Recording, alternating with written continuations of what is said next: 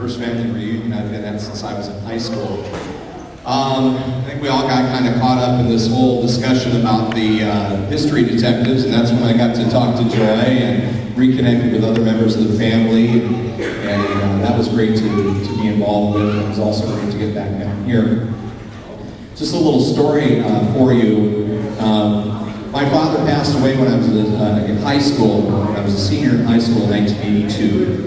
And before that, he was involved, along with many of the other members of the family, in helping see the Rebels Cove Historical Society created.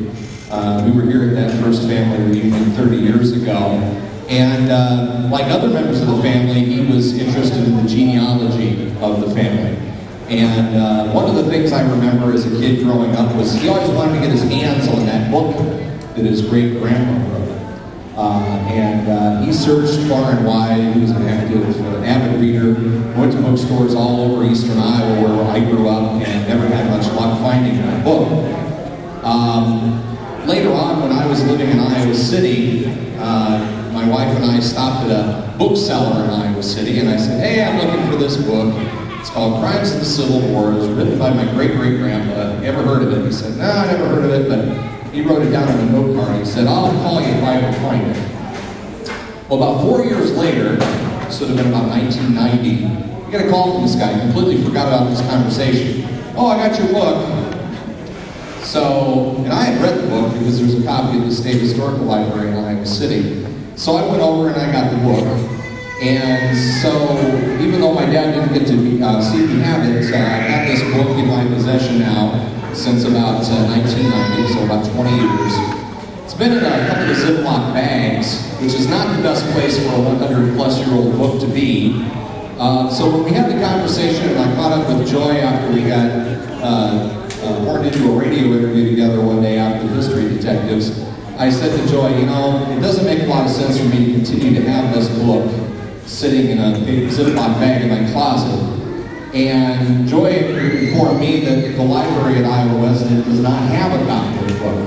So, Joy, I would like to, and this is in memory of my father, William Dean, and on behalf of the entire Rebels Cove Historical Society, I would like to present this to you, this copy of Crimes of the Civil War for your permanent collection at Iowa Wesleyan.